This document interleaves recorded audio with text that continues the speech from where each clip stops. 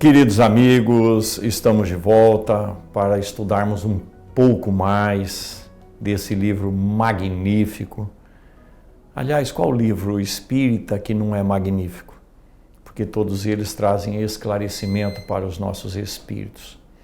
E hoje, meus amigos, tomo liberdade e pedi autorização para isso para o nosso grande doutor Aguinaldo, que tem sido meu professor, para pegar fisicamente o Palavras de Vida Eterna de Francisco Cândido Xavier pelo Espírito Emmanuel. Por quê?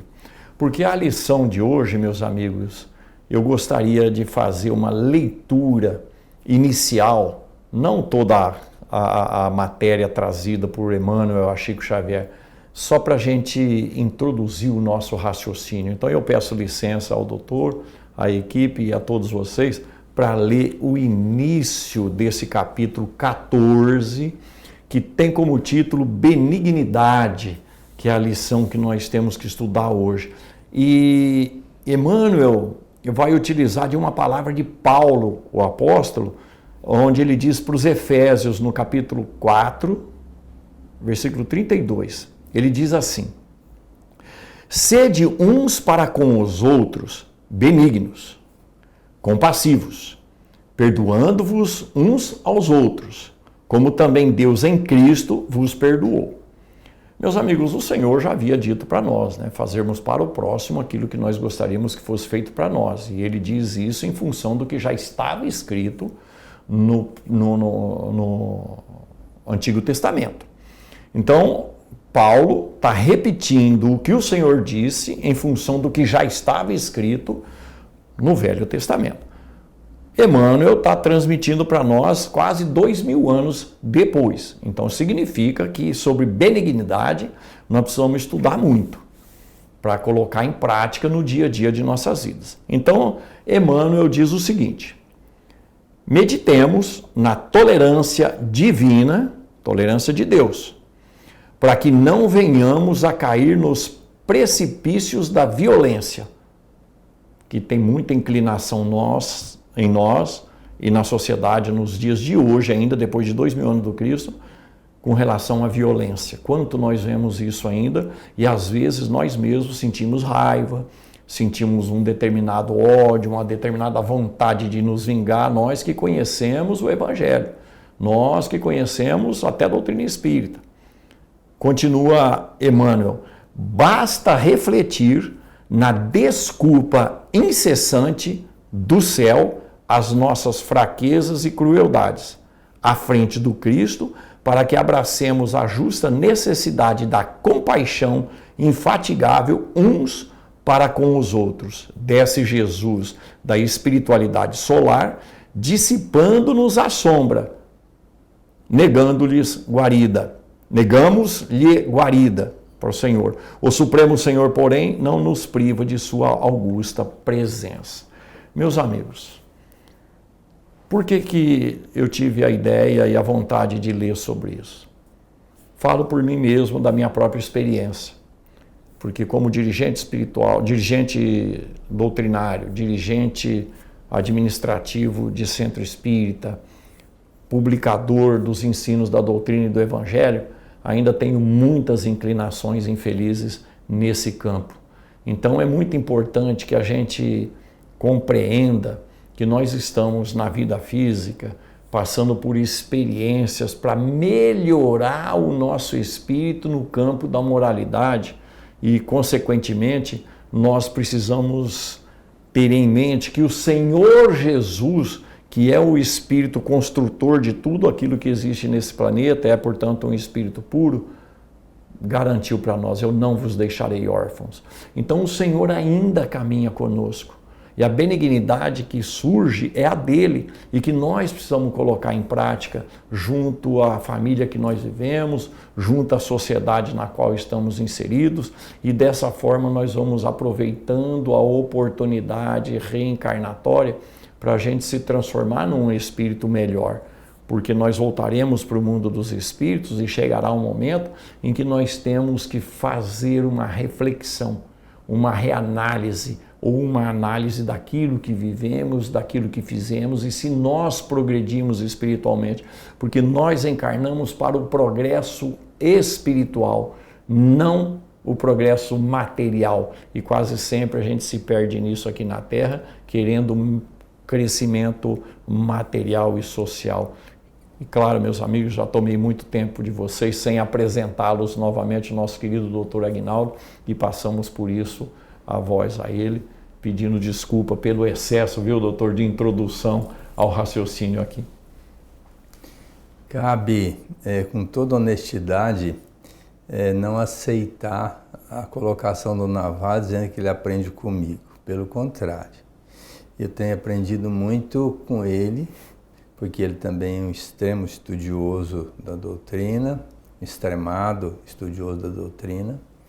Aprendo com a vida, aprendo com as pessoas, e por mais que a gente ache que a gente saiba alguma coisa, sempre tem muito para aprender, não é? Nós ainda estamos engatinhando diante das grandes almas.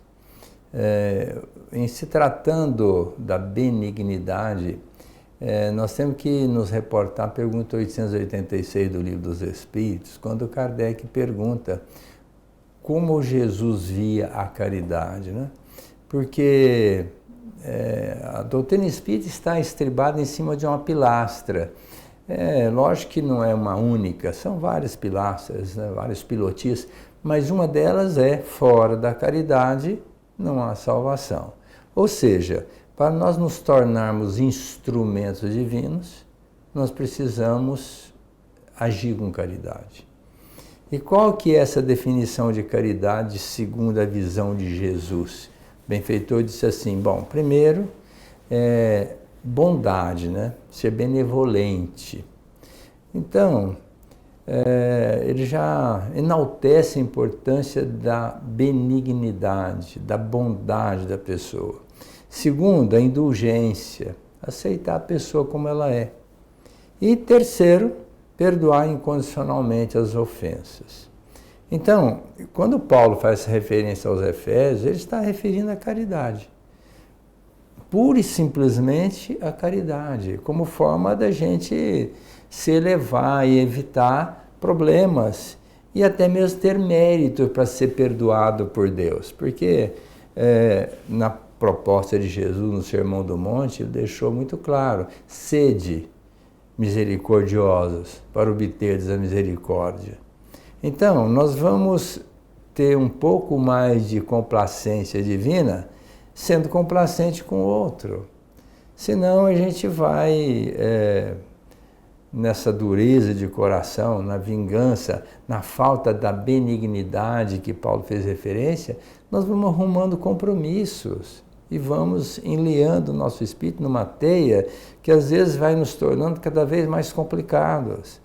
Então a proposta de Paulo, e Emmanuel vem considerar isso, a gente entender o quanto Deus tem sido benigno para conosco, o quanto Jesus tem sido pródigo para conosco. E ele conta uma parábola muito interessante daquele homem que chamou o seu credor e disse, acerta aqui comigo. E ele devia uma fortuna incomensurável. E aquele homem se prostrou na frente do credor e disse, me perdoe, eu não posso lhe pagar. E ele disse, não, eu vou vender sua mulher, seus filhos, você vai me pagar. Mas, Senhor, tenha comiseração, tenha complacência, me perdoe, dá um tempo, eu vou pagar depois. E o Senhor disse, tá bom, então vai embora, depois você me paga. E aquele devedor encontrou um outro devedor dele à frente, que lhe devia uma ninharia, quase nada, 100 denários, outro devia 100 mil talentos, era uma fortuna incomensurável.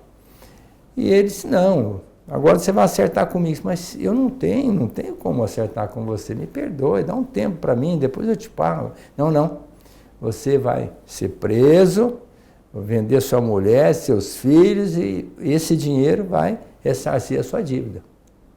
E isso aconteceu. Alguém que estava do lado viu exatamente aquele quadro. Ele foi lá e disse para o Senhor, olha, o Senhor perdoou aquele seu devedor, 100 mil talentos, que era uma fortuna, e por causa de 100 dinheiros ou 100 denários, que era um dia de serviço, ele não perdoou o seu devedor, o colocou na cadeia e está esperando o ressarcimento. Aí, aquele senhor mandou chamar aquele credor a quem ele havia perdoado e fez com que ele pagasse regiamente. Isso é uma parábola do Cristo mostrando que o Senhor é Deus, que nós devemos para Ele uma fortuna incomensurável. Aliás, tudo que nós temos depende de Deus, nosso Pai. O corpo, a saúde, a família, a nossa mente, os pertences materiais, as oportunidades, esse sol que traz energia para nós, a chuva que faz com que haja a vegetação, nos dando o oxigênio para a gente respirar. E se nós formos dizer, o universo que está aí, na sua plenitude, à nossa espera para a gente desfrutar dele como um todo. Então, tudo nós devemos para Deus. E agora, o que as pessoas devem para nós? Quase nada. Às vezes uma palavra mal colocada, às vezes uma atitude infeliz, precipitada, ou às vezes uma inveja que nos coloca numa situação vexaminosa. E isso a gente não é capaz de perdoar.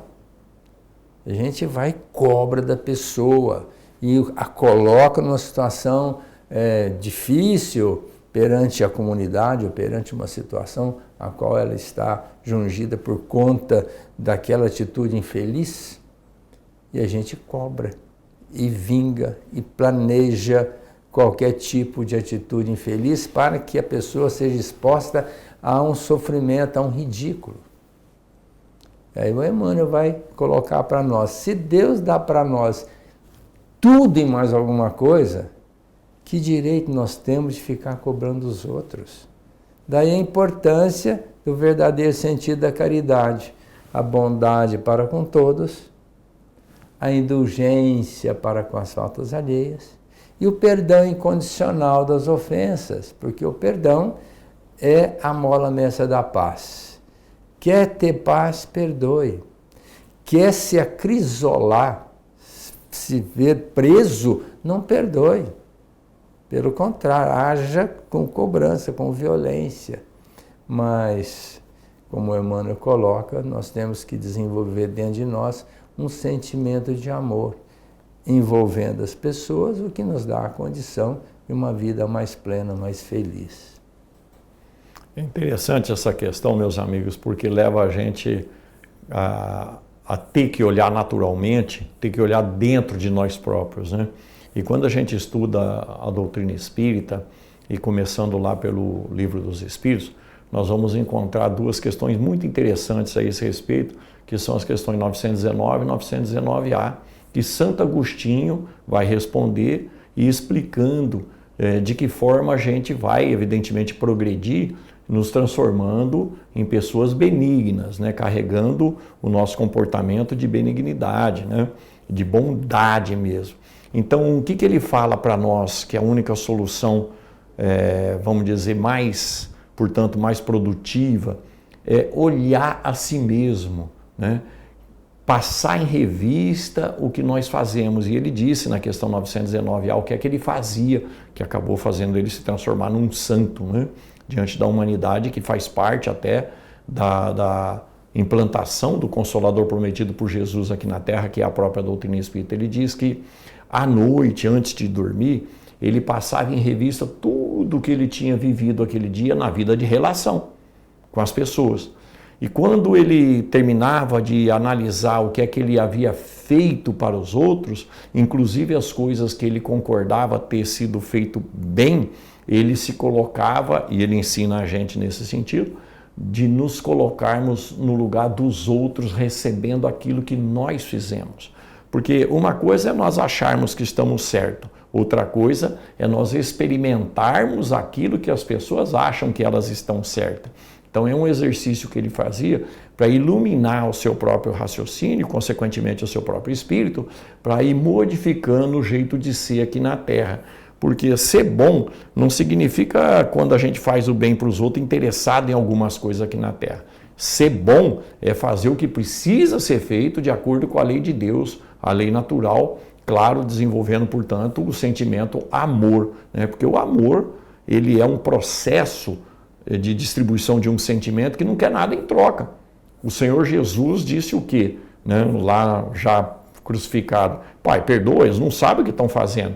Então ele não reclamou de nada e nem cobrou nada, ele só ainda buscou solução, né, junto a Deus para para aqueles, e nós estávamos lá envolvidos, né, nele na ignorância. Então nós aprendemos com o Santo Agostinho essa questão de analisarmos aquilo que nós somos, né? Mas é muito interessante, meus amigos, estudarmos uma outra passagem de Santo Agostinho, não mais no Livro dos Espíritos, mas no Evangelho segundo o Espiritismo. Quando lá no capítulo 14, onde ele fala de honrar a vosso pai e a vossa mãe, e lá existe uma única mensagem nas instruções dos Espíritos, que é dele, mas que tem 3 praticamente páginas, né? Vale muito a pena a gente analisar, porque ao falar dessa questão da vida de relacionamento, né, entre pais e filhos, filhos e pais, ele vai falar novamente da necessidade de passarmos em revista no nosso dia a dia o que é que temos feito, como é que nós temos pensado a respeito de quem convive conosco. Por quê? Porque se quisermos melhorar espiritualmente a nossa condição, nós precisamos nos aproximar da lei de Deus. Para nos aproximarmos da lei de Deus, nós precisamos desenvolver a sabedoria, que é o aspecto inteligente da inteligência nossa, mas também a desenvolver o sentimento. Então ele diz para nós nos colocarmos no lugar das pessoas. Por quê? Porque às vezes a gente acha que a gente tem determinada situação aqui na Terra e em termos de relação ou de convivência ou de reencarnação com determinada pessoa, a gente acha que a gente tem liberdade sobre isso e poder sobre isso, quando não é verdade. Na verdade, tem pessoas que a gente não concorda, acha ruim de estarem conosco, mas nós pedimos de joelhos para que elas estivessem conosco novamente, justamente para desenvolver em nós a questão espiritual. Então a gente precisa tomar muito cuidado na vida de relação, e isso evidentemente começa lá dentro de casa, na família, né? E claro, por extensão em tudo aquilo que a gente vive nesse mundo, a gente precisa tomar muito cuidado daquilo que a gente acha que faz para as pessoas, daquilo que a gente pensa que as pessoas deveriam fazer para nós e não estão fazendo bem. Por quê? Porque nós é que viemos aqui para desenvolver o nosso espírito no campo do amai-vos e instruí-vos, conforme propõe o Espírito de Verdade, na primeira mensagem espiritual do capítulo 6 do Evangelho segundo o Espiritismo, né? Então, na Terra, a gente tinha que se preocupar, segundo o Espírito de Verdade, somente numa coisa: amai-vos e instruí-vos. Ora, amar significa fazer para os outros aquilo que nós gostaríamos que fosse feito para nós. E a instrução não é só a instrução intelectual, que é uma necessidade social, é uma necessidade reencarnatória para nós fazermos o que precisa ser feito de acordo com o que nós planejamos. Mas o conhecimento também diz respeito à necessidade do conhecimento da condição espírito que nós somos. Por isso que o Senhor Jesus vai anunciar o Consolador prometido, né? Ele vai anunciar a doutrina espírita, dizendo que ele enviaria o Consolador, que nos esclareceria sobre todas as coisas, né? Vos fazendo ver tudo, vos fazendo ver de onde viemos, para onde vamos e o que devemos fazer aqui na Terra. Porque somos espíritos imortais que temos a necessidade de desenvolver aqui na Terra a nossa potencialidade, a nossa capacidade, na experiência que nós pedimos e que nos foi concedida, e nós por isso mesmo não podemos cobrar dos outros qualquer comportamento ou dar isso ou aquilo para nós para que a gente seja feliz. Ser feliz, tornar-se, portanto, bem, bom, depende só de nós, no tipo de convivência que nós temos tido, porque, repetindo pela enésima vez, nós estamos vivendo a vida que nós pedimos, porque é a nossa necessidade espiritual passar por isso para a gente modificar o jeito de ser. Interessante é que impacta a nossa mente, nosso psiquismo, esse questionamento. É muito mais complicado ser ruim do que ser bom. É muito mais complicado ser vingador do que ser complacente. Por isso é que André Luiz colocou, se o malandro soubesse o quanto é bom ser bom, seria bom até por malandragem, né? Quer dizer, o fato da pessoa ser boa para com a outra é um trunfo que ele tem na mão de estar se libertando de uma série de sofrimentos, de situações embaraçosas. Na pergunta 614 do Livro dos Espíritos, o Kardec vai receber essa informação dos Espíritos. Quando ele pergunta se a lei natural seria uma lei divina, ele disse, bom, tudo é lei divina, mas a lei divina, que são os 10 mandamentos, são responsáveis pela nossa felicidade. A observação da lei de Deus é a grande chave para a nossa felicidade. Então, toda vez que a gente procura se adequar à lei divina, nós estamos criando a nossa felicidade. Se nós pegarmos só 2 mandamentos da lei, só 2, o não matar e não roubar, nós praticamente teríamos resolvido o problema do mundo. Não haveria mais guerra com não matar. E não haveria esse medo que a gente tem de ser roubado quando as pessoas houvessem por bem observar esse mandamento não roubar. E não é roubar só o dinheiro, é roubar o tempo, a confiança, a harmonia, a paz, né? 2 mandamentinhos só seria o suficiente para ele estar vivendo aqui um verdadeiro paraíso na Terra. Mas o que acontece? As pessoas não observam a lei e vai agindo de uma maneira intempestiva, vai agredindo, vai passando como se fosse um trator em cima de tudo, mal sabendo que tudo é de nossa responsabilidade. Ontem mesmo uma senhora veio conversar comigo lá na nossa casa, falando de uma dificuldade que ela estava tendo com o marido, com o filho e coisa e tal. E aí nós conversando com ela, eu pude dizer, olha, tudo isso é em função de alguma coisa que nós fizemos no passado. Se você quiser ter uma vida melhor lá na frente, trate bem seu marido, trate bem seu filho. Procure entender que é uma grande oportunidade que você tem de, com a sua benevolência, com essa sua maternidade, você construir um mundo melhor para você no futuro. De outra forma, fica ainda a ser reparada essa dívida e com dificuldades homéricas, talvez no futuro. Então, nós precisamos entender que a proposta divina é a bondade, é a indulgência, é o perdão. E o Paulo deixou isso bem claro. Uns para com os outros. É nesse relacionamento de uns para com os outros que a gente tem que usar a benignidade. Mas isso a gente tem que fazer um trabalho prévio conosco. Já de antemão, dizer, se acontecer isso, o que eu vou fazer? Porque quase sempre a pessoa não se trabalha e deixa a coisa acontecer. E vem o gatilho da memória, que faz com que nós tenhamos comportamentos indesejáveis pela ação do inconsciente, que tem poder de mando na nossa vida de 80%. O inconsciente está lá, arquivadinho, lá no subterrâneo.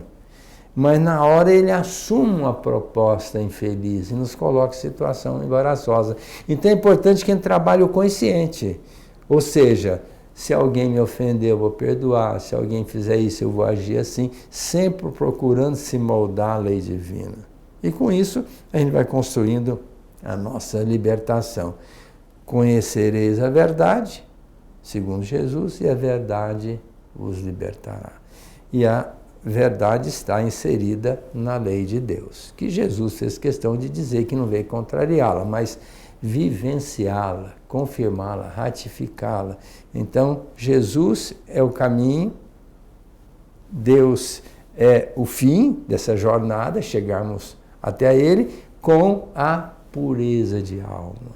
Agora, para ser puro, sem agressão, muito amor no coração.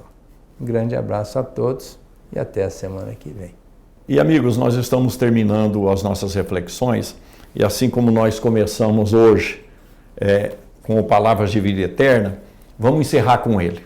Uma anotação de Emmanuel para nós deixarmos muito claro o que é que nós precisamos aprender a fazer aqui na Terra. Ele encerra o capítulo dizendo: segundo a advertência do apóstolo Paulo, usemos constante benignidade uns para com os outros, porque somente assim viveremos no clima de Jesus, que nos trouxe a vida, a ilimitada compaixão e o auxílio incessante da providência celestial. Temos recebido muito, não é? Está na hora de nós passarmos para todos. Muita paz e até a próxima oportunidade.